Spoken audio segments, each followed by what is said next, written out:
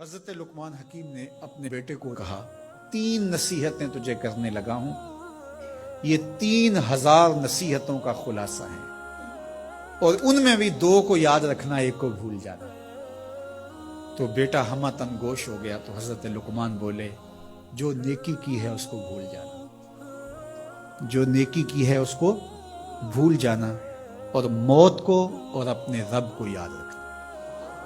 یہ میری ساری نصیحتوں کا خلاصہ ہے۔ جو نیکی کی ہے وہ بھول جانا، چاہے وہ کسی شخص کے ساتھ کی ہے، چاہے وہ نیکی عبادت کی صورت میں ہے، چاہے وہ ریاضت کی شکل میں ہے، خدمت انسانی ہے، کسی رشتہ دار کے ساتھ نیکی کی ہے، تو کہا بھول جانا جس طرح کی ہوئی نہیں ہے۔ حضرت معاذ بن جبل رضی اللہ تعالیٰ عنہ حضور کے روضہ انور کے سامنے بیٹھ کے رو رہے تھے۔ حضرت عمر گزرے تو پوچھا اے معاذ کیوں رو رہے ہو؟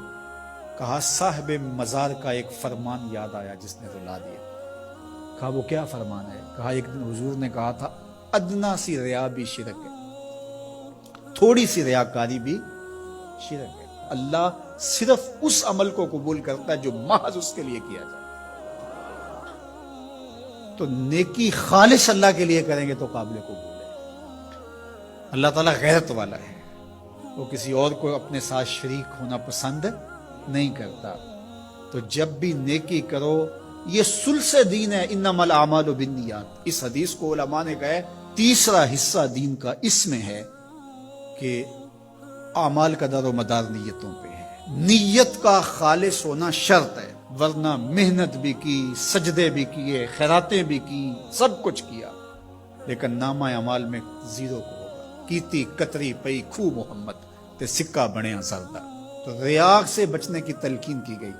حضرت لقمان حکیم نے کہا جو نیکی کی ہے اس کو بھلا دینا، اللہ کو اور اپنی آخرت کو کبھی فراموش نہ کرنا۔ جب آخرت مستحضر رہتی ہے، ہر وقت بندہ خیال میں رہتا ہے کہ میں اللہ کے حضور پیش ہونا ہے، ایک میدان لگنا ہے، وہاں ترازو گڑے گا، اعمال تولے جائیں گے، تو خود بخود اپنا محاسبہ کرتا رہتا ہے۔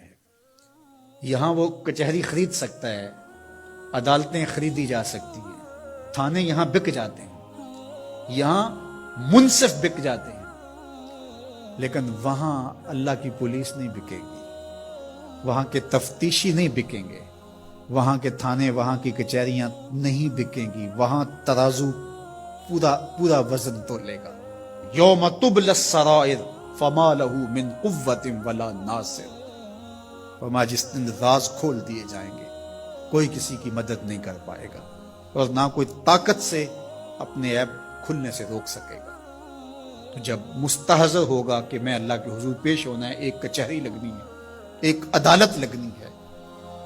آج مکار آدمی، جھوٹا آدمی، خائن آدمی، بد کردار آدمی بچ کے نکل جاتا ہے، عدالتوں کو چکمے دے جاتے ہیں لوگ، عدالتیں خرید لیتے ہیں، دھمکا لیتے ہیں، سب کچھ ہو جاتا ہے اس دنیا میں۔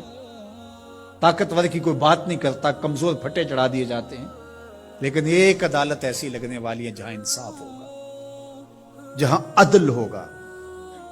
تو اس لیے کہا کبھی اس کو فراموش نہیں کرنا، اور دوسرا اپنے رب سے کبھی بھی غافل نہیں ہونا۔